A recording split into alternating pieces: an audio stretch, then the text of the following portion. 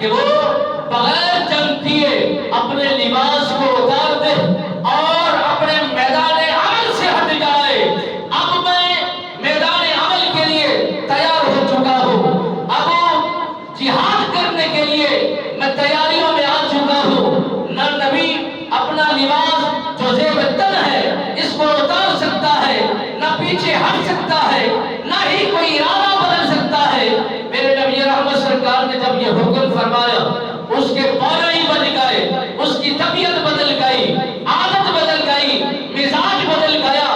اور منافقانہ چال میں اتر کر میدان عمل میں اترا اور میرے نبی رحمت سرکار کے ساتھ مقابلہ کرنے کے لیے اس انداز میں اترا کہ ایک ایک کے کان میں یہ بات کرتا گیا کہ جب میدان عمل میں پہنچو،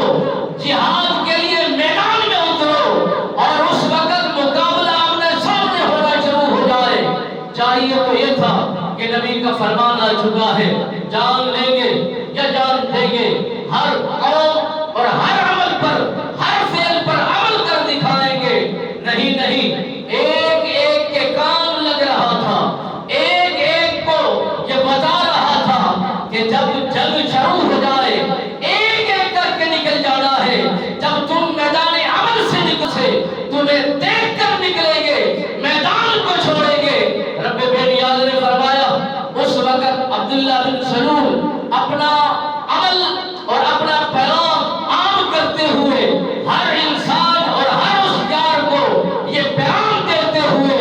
یہ عمل کر رہا تھا کہ میدان عمل کے اندر جب تم نے پہنچنا ہے فوراً ہی نکل جانا ہے، وگرنہ تمہاری جان خطرے میں اتر جائے گی، تمہیں جان کا نذرانہ دینا ہوگا۔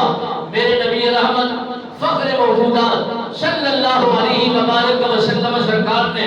اپنے صحابہ کو ایسی تربیت فرمائی، جیسے ہی میدان عمل میں اترے اور ان منافقین مشرکین مکہ پر خوف طاری ہو گیا، دبدبہ پیدا ہو گیا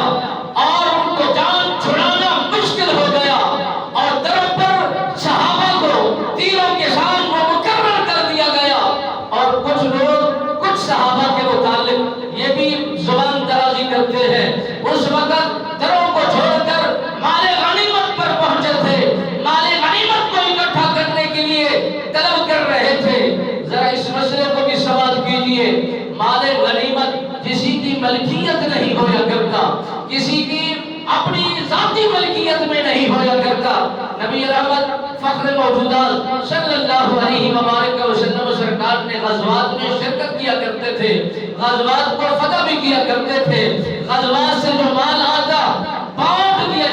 کرتے تھے، تقسیم کر دیا کرتے تھے۔ ایک غلام حاضر خدمت ہوا، عرض کیا رسول اللہ آپ کے پاس یہ تلوار ہے، مجھے پسند ہے، مجھے ہدیہ کر دیا جائے۔ میرے نبی رحمت سرکار نے فرمایا یہ مال غنیمت میری ملکیت نہیں ہے، میں اس کا مالک نہیں ہوں، یہ سارے زمانے کی، یہ اسی سال کی ملکیت میں ہے، ابھی تقسیم نہیں ہوا۔